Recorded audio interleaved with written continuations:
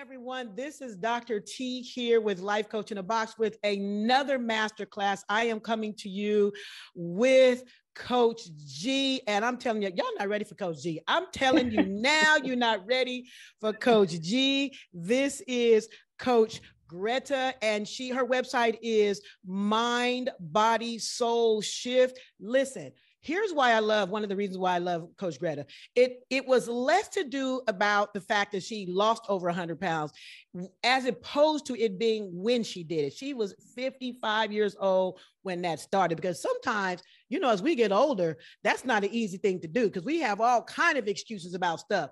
And she did it and has still have it off. She is fly. We're going to talk about some stuff. So without further ado, Coach G, how are you doing today? I'm doing well, Dr. T. I'm doing well. How are you? I am fantastic. I am glad to have you here with Life Coach in the Box doing a master class for us. You guys, she's a health and wellness guru. I got to start with where you were, because I know you have on some of your platforms that you were at the age of 55, you were over 230 pounds and you lost over 100 pounds and you have kept it off. Tell me, do you remember the day that you made the decision? Because I always say you just got to get to a point where you're sick and tired of being sick and tired, right? Do you remember what happened? Oh, I'll never forget it. I'll never forget it. I had acid reflux so bad I couldn't even lay down to sleep. So that's where it started. And so after a year of not laying down sleeping, I decided to go to the doctor and discovered that my cholesterol, my A1C, and my blood pressure was extremely high, to the point where I was at risk for a heart attack or stroke. Massive, let me say that, massive heart attack or stroke. When I was given that information by my doctor, I left the office and I went in my car and I cried. And once I finished my crying, I said to God, God, if you let me live long enough to get this right, I promise you, I'll never see this place again. You just gave me chills saying that, because sometimes it gets down to a conversation you got to have with the Father and say, look, we at the end of the end. And if you help me do this, I promise you, I'm not going to let myself get here no more. Oh, that's so good right there. That is so good right there. Yes. And so then you began the journey. I began the journey. I went home and I shared with my husband, and we just started walking. I said, you know what? I feel led to just walk. And we just started walking. And here's the funny thing. The very first day we started walking, because I'm walking and I'm praying. I'm walking because I was seeking God on what to do and how to do it. We walked 15 miles in one direction. Wow. We didn't even realize it. We just praying and walking. Then we realized we saw a sign, and we realized we had to walk 15 miles to get back home. You sure did. You sure did. You done already said a whole bunch of stuff. So I'm going to pause you really quickly. Now, one of the things I heard you say is you were feeling that way for a long period of time. And then you went to the doctor. I think because there'll be a lot of people that watch this video, but I want to speak more so to two groups. One is folks that are older, in our 50s. And then the other group I want to speak to are African Americans, because we don't go to the doctor. Now, you said you had acid reflux, and I know acid reflux, that it will not let you sleep. Nope. I know this for fact. Nope. Why did you wait so long? Well, it wasn't because I don't go to the doctor. It was because my job, and that was the reason why I got to the state that I was. It wasn't because of food, and that's a whole nother story, but food wasn't my problem. It was the stress. So because I was under so much stress and I was constantly working, because at the time I was a facilitator, but some of the people that I worked with was either in like Switzerland or Japan or whatever. So I'm on all these different time zones at the same time. So that meant I wasn't getting any sleep. So it wasn't because I don't go to the doctor. It's just when I would lay down to sleep, I just couldn't lay down and sleep. So that's why it went on for so long, because I just didn't have a regular habit of laying down to sleep. But then when I finally got to the point where I did, I couldn't do it. So it's like, okay, I got to go get this taken care of or find out what's going on here. And then that's when I found out about all the other stuff. So I would assume during that time you had been going to the doctor, right? Oh yeah. And what was again, share to your comfort level, what was the doctor saying at those points? Because I'm really trying to bless I went through your story to bless some people that don't go to the doctor, don't tell the doctor what's going on, it's whatever. You know what I mean? You know, I really, the doctor wanted to put me on medication. And that was the answer for the doctor.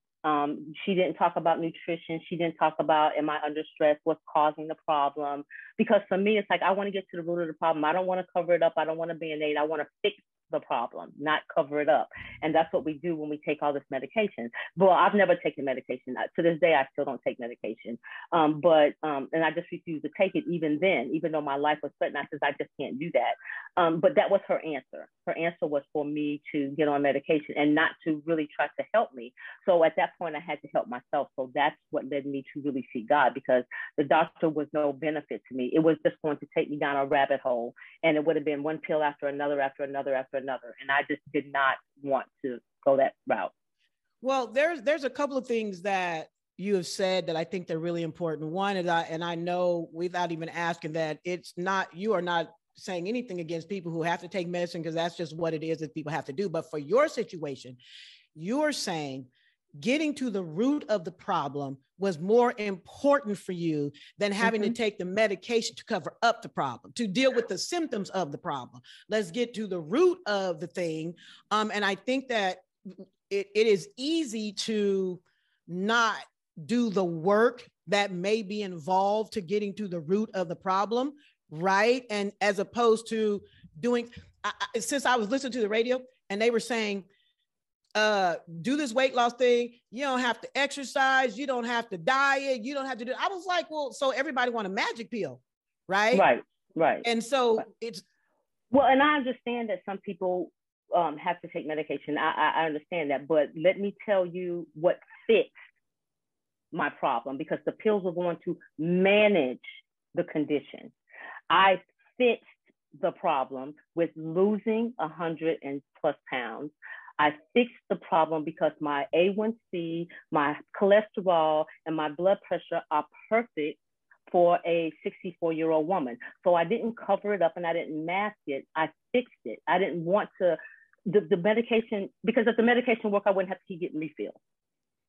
So it's like, I don't want to keep getting refilled. I want to fix it. So you already over there preaching.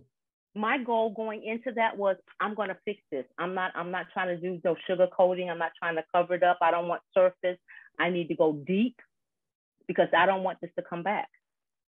You said, and I like to repeat stuff because I want to make sure folks don't miss the message. You said, I wanted to fix the problem versus manage the problem. That's so good right there. That's so good. And it takes time to get to that. Now, you said it was stress for you. Yes. Another thing that I've recognized is we don't realize that we're in stress because we are high functioning. And I'm gonna tell you what, I was first a principal several years ago, and at a K through 8 school. And I remember one day realizing that I had a headache. And Coach G, the problem wasn't that I realized I had a headache. The problem was I realized that I had a headache for several weeks. Right. That was the problem every single day. And that's what broke me down, is saying, well, then the headache is not the problem. Something else is the problem, because it's ongoing. And I was more frustrated with myself that I didn't see, because I'm high functioning. So talk to us a little bit about that stress. We still in the introduction. My goodness. Talk to us a little bit about that stress. Were you recognizing you were under stress, or were you just a person that are able to take on a lot of stress? So, well, I'm that too. But when I say stress, I mean, I was stressing my body. Yes. And when I mean stressing my body was, I wasn't eating properly, and I definitely wasn't sleeping properly. I wasn't, drinking the proper amount of water that I should have taken. So I was actually breaking my body down. So when I say stress, it wasn't, and then, having the type of job that I had was stressful too, because of course I was, convention-based only. So, I had to hustle for my food pretty much. But so that was in itself was stressful. And then breaking my body down. because you got to have sleep. You cannot go days and weeks without sleep. And that's what I was doing to my body. I had gotten married and it was 3 weeks before I laid in the bed with my husband. Okay. Oh, wow. Wow. So and that's crazy. That's crazy, but I was stressing my body. So I was putting undue stress on my body, which then when I gained the weight, so now my organs are having to work extra hard. My heart has to work extra hard. My kidneys have to work extra hard because I'm doing this to my body. So, and if it had not been for the acid reflux, I probably wouldn't have stopped. That stopped me in my tracks. Yeah, it was I think that sometimes God whispers and then he has to yell, right? Yeah. He has to give us something where he yells and like something is not right. Because again, we're doing what we're doing.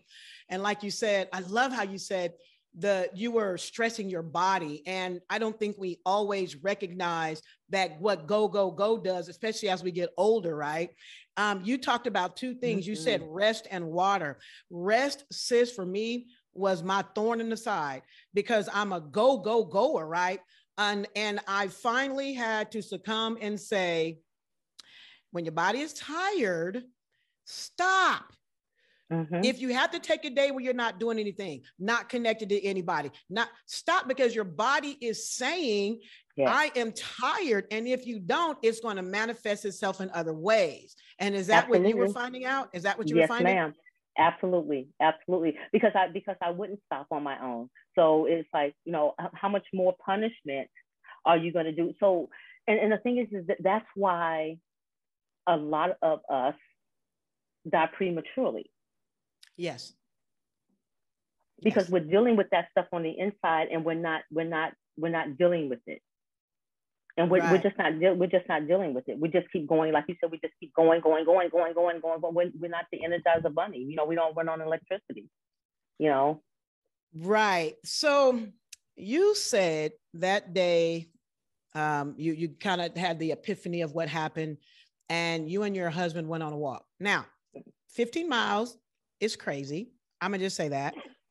It's crazy because that means 30 miles or less. I'd have called Uber if I'd have realized that I had gone 15 miles. Because what I know that was going to do, I am sure without even asking, even though I will, as you had to pay for that physically for a while, because if your body did 30 miles, you did a marathon, you walked a marathon, right? At the beginning. So oftentimes what we do, sis, is we hear the stories of when we get there. And I always like to talk about the stories from the beginning, because if you don't get through the pain and the hard part and the falling down, you can't get to where you are now. So take me to that 15 miles. Did you guys walk back? How did your body respond to it? What was going on there? We started walking, and first we started talking, and then I just got in the mode where I just started praying and to myself, and the next thing I know, I'm crying out to God, and that's why the time went by so quick, because I didn't realize that I was just really in the place of really just worship. As I'm walking, right. I'm just in a place of worship. So it's like I wasn't in the space of time. So, so I couldn't even relate to it. And so I seen the sign. So I came back to myself, and I saw the sign that said 15 miles to Rockwall. That's when I came back to myself, because at that point I was just gone. I mean, right. I was just I was just really, because I had just left the doctor's office, and I needed to know what I needed to do in order to maintain my life and not die prematurely. Because right. I knew I had more purpose, and to die prematurely would have just been a waste. So did you, first of all, did you guys walk back? Did you guys walk back, or did you call? We did. We walked back. So y'all, y'all, listen, you guys, I tried to tell y'all, Coach G does not play no games. Her first day, she walked 30 miles. That's what I'm talking about. So then I am sure your body screamed at you for a while for that. Well, you know what? I was sore the next morning, but what I did was I did take a nice hot Epsom salt bath because I knew I was going to be sore. But the next morning we got up and walked again. And I did that. And when I tell you I did not stop walking, we walked in the rain, the cold, the heat, and it gets hot in Texas. Every day, I was just determined that I was going to get my answer. And I grabbed a hold of God, and I just wasn't going to let go until he gave me what I needed. So what you said is at the age of 55, you went into, I call it, you burn the ship behind you. And I say that because I say either we gonna win or we gonna die. That's the only option. Either we gonna win or we gonna die, because there is no go back. There is no safety net. There is no, it is either we gonna win or we gonna die. And it seems like you said that was it for you. That's where you drew the line. Yes, I did. That's exactly where I drew the line.